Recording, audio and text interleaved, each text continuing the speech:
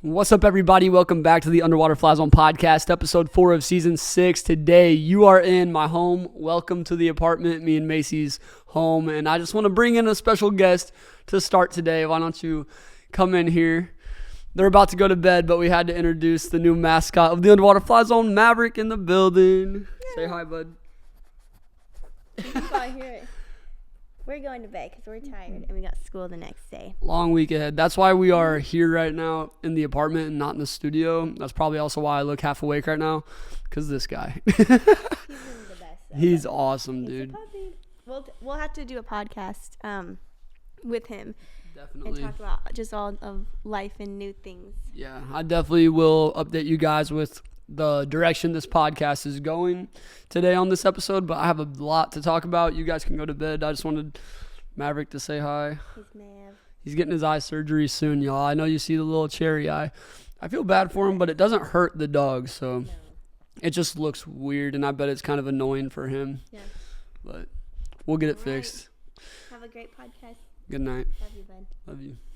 See you in a little bit. All right, we're going to make this quick because I'm tired. Not actually. We won't make it too quick. Is it rolling? Sick. All right, so episode 4, season 6, the final part of the 3-part miniseries here inside of season 6. We had part 1, which was episode 2. It was the acceptance episode. Then part 2, the allowance episode.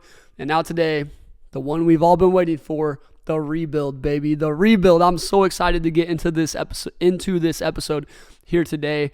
The rebuild truly is the best part of the healing process, because when you get to the step of the rebuild, you have accepted, which is a very tough step. It's very hard to accept that things are reality, especially when you don't want them to be reality. I told you guys in the first episode about my friend who passed away. It was very hard to accept that he was gone. You know, I tried to live in this denial state as if that somehow would make it not real, but the reality is that he was gone. It was real. It was just the truth, and I had to come to terms with that and accept that, because acceptance is the first step. You can't begin the race of healing. I guess it's not really a race, but you can't begin to start the healing process until you accept. That is the start, is when you can finally accept. And after you accept, you have to then allow yourself to feel all of the emotions that come along with accepting. You know, I went through a lot of sadness, a lot of pain, a lot of intrusive thoughts. There was a lot that I talked about in the last episode that I had went through. But after you go through all of that, after you've accepted, after you've felt what you've needed to feel, it's so important to feel what you need to feel. But eventually, after you've felt all the pain, after you've felt all the emotions, after you've cried it out, after you've felt all of it, you have felt all of it, you feel like there's no more tears I need to cry, there's no more emotion I need to feel. It's over. I'm ready to start over. The storm is done. The storm has passed. I can see the sun now. That's when it's time to rebuild. It's time to rebuild. When the storm has came in, you got to accept that a storm is coming. You got to allow yourself to experience the storm. And when the storm comes through and tears through the city, yeah, it destroys what was once there, but it is then time to rebuild a new city. You know what I'm saying? So the rebuild almost always starts at rock bottom, because after a storm comes through the city is completely destroyed. Like if a tornado, EF5, comes through your town is essentially cooked. You know what I'm saying? Like everything about the town is going to be destroyed. Everything that was once there is now gone. But after the storm passes, the sun's going to come out and it's time to begin the rebuild. But when you come out and see all the damage that has been done, that's rock bottom. A lot of us have been at rock bottom before. I feel like I've had my own personal rock bottom before. A lot of you watching probably have had an experience when you felt that you're at rock bottom as well. Rock bottom is this place where you feel like no matter what happens to me, things can't get any worse. If you're at rock bottom, you feel like things literally can't get any worse. Anything could happen to me right now, and things will not be worse than they are right now. I cannot emotionally feel any more broken than I already do. I'm at the rock bottom. It doesn't get any worse than this. And I feel like when people hit rock bottom, that's a time when a lot of people make a decision to exit this life. You know what I'm saying? That's when a lot of people will come to the conclusion that taking their life is the best option. But I challenge all to look at it a different way. When you hit rock bottom, don't give up Instead, realize that if it can't get any worse, it could only get better. If it literally can't get any worse, if nothing can happen to make you feel more emotionally broken, then that's a good thing, because that means better things are coming. Good things are coming your way. If it can't get any worse, it can only get better. That's when you hit rock bottom, that's when you got to smile and realize, man, life will always even itself out. No matter how good things get, there will be bad days coming. We already talked about that in the acceptance episode. Bad days are coming for all of us. But the thing is, as well, good days are also coming. If you're at the rock bottom and you feel like things can't get any worse, remember this. The world will always even itself out. Things always even themselves out. You won't be up here forever and you won't be down here forever. So if you're at the rock bottom, I'm not saying like in the next 30 minutes things are going to switch, but there are good days coming. So don't give up. Keep pushing, because you owe it to yourself. You owe it to yourself to experience the rebuild. You owe it to yourself to see the version of you that is on the other side of the allowance step, the version of you that's on the other side of the pain, of the brokenness, of the depression. You owe it to yourself to see the best version of yourself. So don't give up. Keep pushing, because the rebuild is starting. And man, you owe it to yourself to see the rebuild. You truly do. You truly do owe it to yourself to experience the rebuild process, because the rebuild often ends you up in a place that you never thought you'd be. A place that's so much better than anything you've ever known. It's a place where you truly are the best version of yourself. And I'll be completely honest with you guys, I feel like that's where I am right now. And granted, I know, like I said just a minute ago, I know that when good times are happening, you got to always be aware and always be appreciative, because a bad day is coming. It's just the truth. But I'm telling you guys right now, I feel like I'm in a place in my life where this is the best things I've ever been. Like granted, like I said, a bad day is coming still, but right now I'm in an awesome apartment, amazing wife, little dog, living my dream.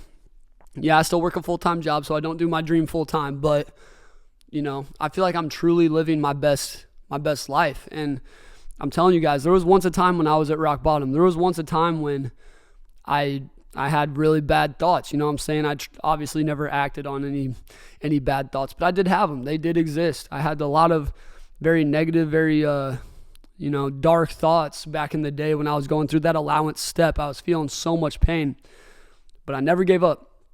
I knew that there was light at the end of the tunnel. I knew that one day the world would even itself out, just as it always does, and I would experience the rebuild. I would experience the best version of myself, and I would experience the version of myself that is on the other side of the healing.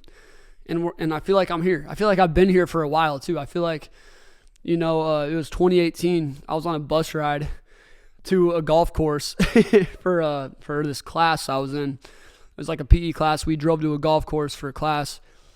And on the bus ride there, I remember thinking, I'm like, dude, I'm at the rock bottom. Like, I truly feel like things can't get any worse. I feel like anything could happen to me right now, and I wouldn't feel any more pain or any more depressed or any more broken than I do right now. I'm at the rock bottom. That's what I thought. But I'm so glad in that moment that I believed that there was better days ahead. That's, I mean, if you're an Underwater Fly Zone, if you follow our clothing brand, if you're an Underwater Fly Zone supporter, you probably saw our hoodies that we did this past winter. Better days ahead was the quote on the hoodie. I knew that, yeah, I'm at the rock bottom right now, but there truly are better days ahead.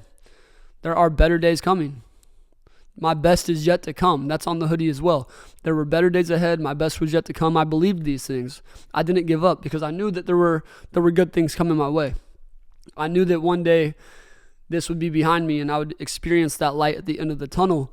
And if I would have chosen to give up back then, I never would have gotten to experience the version of myself that I'm experiencing right now. This week upcoming, I'm going to Columbia, Missouri to do a pop-up. I'm doing a 4-day event called KC Fashion Week.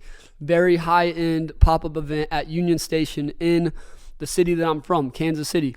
I guess technically I'm from Lee Summit, but Kansas City is my city, you know what I'm saying? And I was just in Dallas 2 weeks ago. I'm going back to Dallas later this month, speaking at schools, doing things that I never would have dreamed of way back then on that bus ride when I felt like I was at rock bottom. But I'm so glad I didn't give up back then, because I wouldn't be experiencing all that I'm experiencing right now. God truly has so much purpose for your life. And that purpose is oftentimes found in your pain. There is so much purpose in your pain, guys. Never forget that. Never forget that in the darkest parts of your life, God wants to use that darkness, that death, that destructiveness. He wants to use your story for his glory. He turns graves into gardens. God wants to use you and do great things through you. You just have to be open and optimistic and believe that he does want to use you for good and that there are better days coming, just as I said before. So never give up, guys. Truthfully, truly never give up. You owe it to yourself to experience the best version of yourself.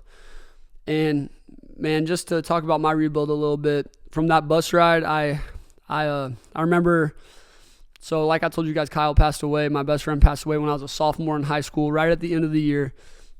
My junior year, I talked about how bad my junior year was. Like, truthfully, my junior year was, I was the worst version of myself that year.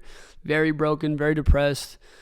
Like I said, I don't want to beat up on that version of me too much, but yeah, I was down bad. And then the other kid that lives locally passed away, and I can't remember if I brought this up on one of the past episodes, but another kid that lives locally ended up passing away to suicide 2 days before the 1 year anniversary of Kyle, the day Kyle died. The 1 year anniversary The 1 year anniversary of Kyle's passing was 2 days away, and I woke up that morning and I went downstairs. My mom looked like she had been crying because she was crying, and she told me and my brother that another kid that lives locally had passed away. I didn't know him, but I did know his cousins. I reached out to his cousins that day, and what they told me was, they said, Foster, there's been hundreds of people to reach out to me today, but your message is the one that truly saved my life. And now, again, I don't claim to be a savior. That was God speaking directly through me to them. God saved them, but he used me. And that's when I realized there's purpose in that pain that I went through. Because I have that experience, because I have went through that experience, I now know how to navigate that experience. And I now know how to help people that are going through a similar situation. And I also can help people, meet people where they're at, so that hopefully they don't even have to go through a situation like that. I was like, there's so much purpose in this pain I went through. I have such a calling on my life to be there for people going through these mental health, suicidal battles. And I realized that day. And I reached out to them.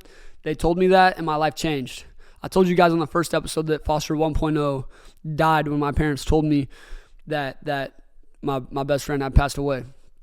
And Foster 2.0 was born. Well, Foster 2.0 died the day that I reached out to Morgan Houston and Matthew Houston. That version of me died that day, and I was awakened. Like, I had a great awakening that there was purpose in my life. Like, this story doesn't have to be one of death, destructiveness. It doesn't have to be one of depression and of just so much brokenness. This story could actually be used for good, as long as I bring God in and let God guide me and realize that I have an opportunity to make such an impact through this story. And every single person watching this, you have that story as well. It might not be, losing a friend to suicide, but it could be divorce. It could be addiction. It could be so many other things. I don't know what it is for you, but you do. You do. And God wants to use you in that area of your life. I'm telling you. Like, I'm living proof of that.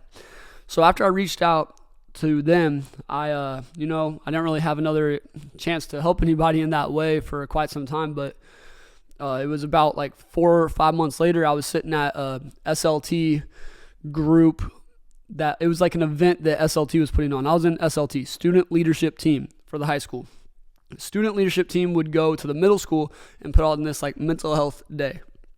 It was just a day where it was honestly like a 2-hour thing where we just got with the 8th graders and, talked to them about mental health and it was like a suicide prevention type day hosted by SLT, this group that I was in. There was like 200 people in SLT. It was cool to make it, but like, it's nothing too special. You know what I'm saying? But, granted, I don't think Macy made SLT. I'll talk about that with her on the podcast soon. I don't think she made SLT. I hope she could hear me. But, anyways, I was in the SLT meeting at the middle school, and, there was just so many other high schoolers there, so many middle schoolers there. It was really impactful. But then towards the end of the event, the guy, Scott Germain, shout out to Coach Germain. Scott Germain got over the mic. He was the guy who ran SLT. He was a teacher at the school and the head basketball coach.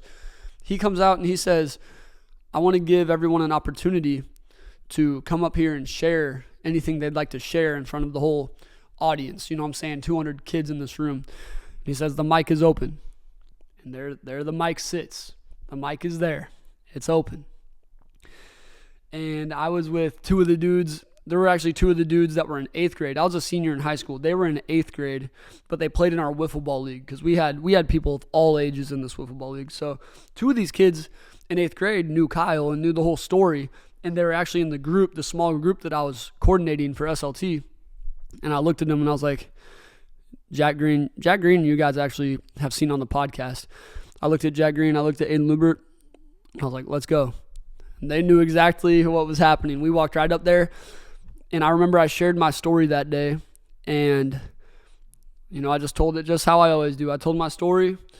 I told it how it was, and I'm not even kidding. That day changed my life. Like, that day completely changed my life. To this day, I'll have people that were in 8th grade way back then reach out to me and tell me how much that impacted them. I remember right after it ended, the weeks following, I had 8th graders from there finding my Instagram, finding my Snapchat, reaching out, being like, man, you were the guy that was at the SLT thing the other day. What you said literally changed my life. You saved my life, saying all this stuff. And I'm just like, it's crazy how much of an impact my story can have.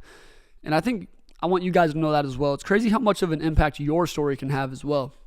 But I was just like, wow, like, this is pretty crazy. I mean, these kids were very, very much impacted. And that's kind of when my public speaking dream was formed. I'm a shy guy. I don't like talking in front of people, to be honest. Going up there and sharing my story was very nerve-wracking, but I just felt so, like, such a urge and such like a pull to be up there. And I know that was God, but just pulling me up there to tell my story. And I did it. And gosh, I'm so glad that God forced me to do it and got me out of my comfort zone, because I was inspired, y'all. 2021, I started the Underwater Fly Zone podcast just because I didn't have any opportunities to share my story. I didn't ever get up and have another opportunity to speak. You know, time went by. Freshman year of college, I was kind of just drifting through life. I was trying to like post on my Snapchat stories and put some motivational stuff up there or whatever, but it was the summer of my sophomore year of college going into my junior year. I started the Underwater Fly Zone on June 21st, 2021. And wow, it's just incredible what the Underwater Fly Zone has done for my life. This podcast, I know, like, I took like 6 months off and we lost a large majority of our viewers. So that's unfortunate, but, you know, shout out to y'all that are still here, or any new people that are still here. But yeah, we lost a lot of our viewers from taking that 6 months off. But when I started on June 21st of 2021, it just took off. Like, I was consistent. People were pouring into the podcast. They were loving it. Our merch back then sucked, but I know the reason people bought it was because of how much the podcast impacted them. And it just really started to give me so much purpose in my life. And the clothing brand started doing well. I met Alex Trinkle. He showed me how to properly run a clothing brand and how to do it right. And I'm so grateful for that, man. Shout out to Alex. He's going to be on a podcast here upcoming real soon. We did a Street Warehouse episode. He's the owner of Street Warehouse, where we get all of our merch printed. But it's just crazy how Underwater Fly Zone has blown up in a small way. Like, it's no big thing, you know what I'm saying? But to me, it's big. To a lot of people, it's real big, you know?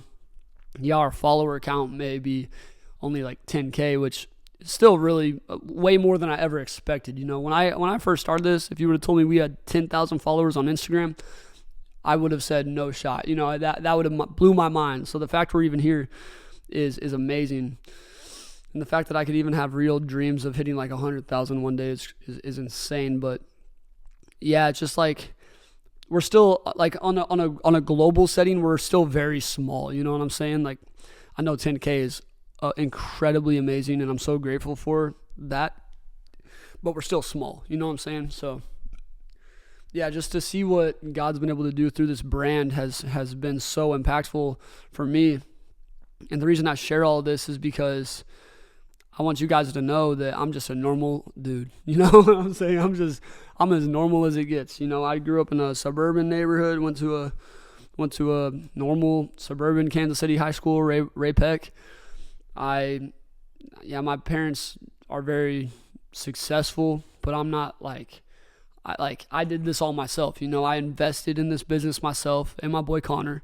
You know, I made this all from my own work, but I'm just a normal guy. So if I can do it, I hope you guys know that you can do it as well. And I hope that you know that your story is just as important as mine or as anybody else's. Your story is so important. And I'm not telling you guys to start a podcast, but I'm telling you to start on your purpose, dude. I know you know what it is. I know that everybody watching this episode knows what their purpose is, knows what their calling is. You know what that thing on the top of your head at all times is. You know what it is. So what are you waiting on? Like, are you waiting to be less busy? I'll tell you guys this.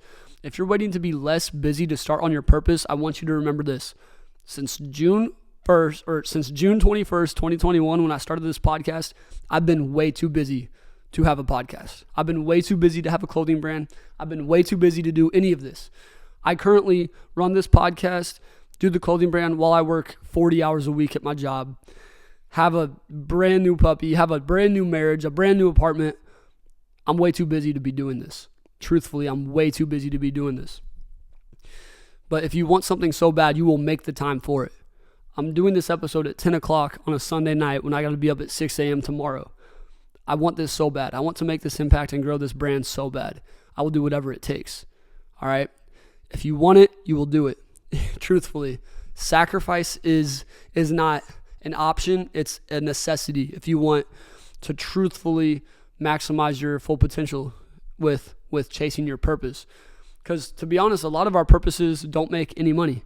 Like, this makes me no money. This podcast I'm making for you right now is purely to make an impact because I get zero from it financially. You know what I'm saying? Everything I get from this is priceless. Like, you guys reaching out saying that this impacted you, priceless. But I don't make any money from this. Therefore, I have to work a full-time job. You know what I'm saying? So, yeah, you probably won't you could make money from your purpose, but you might not. You know what I'm saying? So you just have to want it, and you have to be so passionate about it. And I hope that impacted somebody out there. I don't have the time to do this, but I still do it. I haven't had the time since the first episode I ever put out. But I think this might be the 100th episode today. This could be the 100th episode. I don't know. We're getting close to 100 episodes. So, you know, you can do it, guys. You can do it. I hope that the things I'm saying right now are stirring up in you. I know I'm kind of tired from this puppy and from Dallas and everything going on. This is about to be a busy week.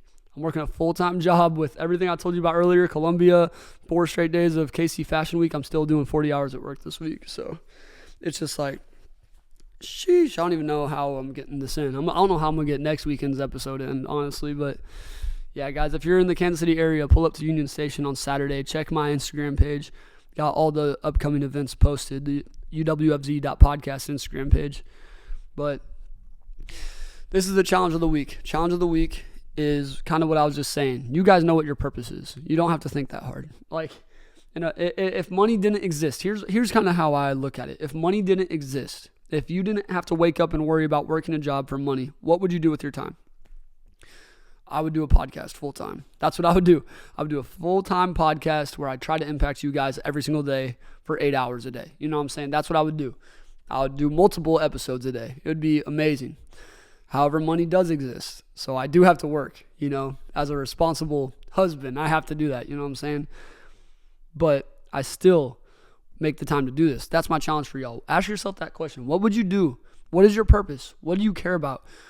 What problem do you want to solve in this world? What problem do you want to solve? The problem I want to solve is I want to help people stop having to go through what I went through with losing my best friend to suicide. That is the problem I want to solve. What problem do you want to solve? Ask yourself these questions and take one step to act on it. One step. You can't run a marathon unless you take one step first. A whole marathon starts with the first step. Take the first step on it. Take the first step on it. My first step was coming up with the name. Boom. Came up with the name. Don't just stop there though, obviously, but take the first step.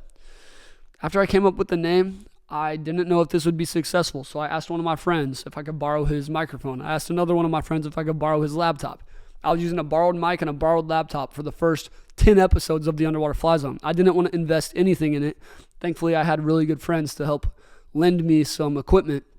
But I started this, and then never would I have thought that 3, almost 4 years later, I'd be still doing it, talking to loyal supporters, great people, a great community we've built here. You know, it's so amazing what God will do through you once you take that first step. You know, take the step, guys. Take the step. God is just waiting on you to take the step. God is like, please take the step so I can bless your purpose. You know what I'm saying? I have so much to say about that. I got to go to bed, though. I'm not going to lie, guys. I love you guys. I hope this episode hit. I hope this 3-part miniseries inside of season 6 did something for you. It's so important to accept, allow, and to realize that you owe it to yourself to experience the rebuild. You owe it to yourself to experience all the blessings that God has for you. He has so many blessings for you. But you could be blocking your blessings by procrastinating, taking action. Take action, guys. Don't let any of these excuses hold you back. Because whether the excuse is valid or it's invalid, it's still going to hold you back. It may be a very valid excuse. It's still holding you back, though, just as much as any invalid excuse is. I'm telling you guys, no excuses. This is your one life. You don't get to redo this. You know what I'm saying? God wants to bless you. God wants to bless you so much. And he has blessed you in so many ways, but he wants to bless you even more than you could even imagine. And I'm living proof of that. I'm a normal guy that has built something that's pretty special. I'm not going to lie. I'm not even going to sugarcoat it. Underwater Fly Zone is very special. Really, really, really so grateful for all that God has done through this brand. But he could have never done anything through the brand if I didn't first take the first step. You know what I'm saying? He gave me the strength to take the first step, so pray about it, y'all. Really pray about this. I have a lot more to say.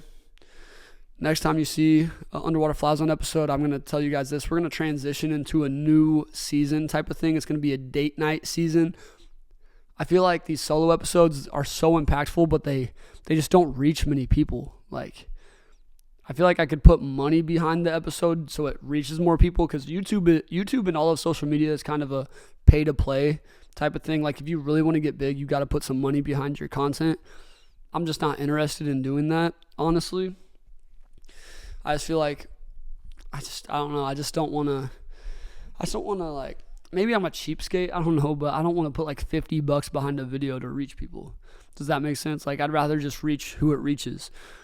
And these solo episodes don't reach a lot of people at all. So I feel like in order to truly maximize our impact, we got to get back to what works. And what works is me and Macy sitting down and recording a podcast episode. So we're about to transition into a lot of episodes where you see me and Macy, and they're going to be amazing. Can't wait to do it right here in our apartment. We'll do some at the studio, obviously. I still have some other episodes that don't involve me and Macy that will be coming out. But yeah, you're going to see a lot of me and Macy moving forward. And my girl Anna, I know you're going to appreciate that, because my girl Anna requested that about 2 months ago, and I'm glad to be making it happen. I know a lot of you guys are going to be excited to see Macy back up on here, because she's a lot better than I am, y'all. I'm not going to lie. She's a lot better than I am. But she didn't make SLT. Man, that's crazy. All right. Hey, I love you guys. Thank you so much for watching. Sorry if my energy was a little off, but your boy has not slept for more than 4 hours since before the Dallas trip. So, again, valid excuse. Doesn't change the fact that I'm tired, though. You know what I'm saying? But, all right. Love you guys. Have a blessed week. Catch y'all next week. Peace.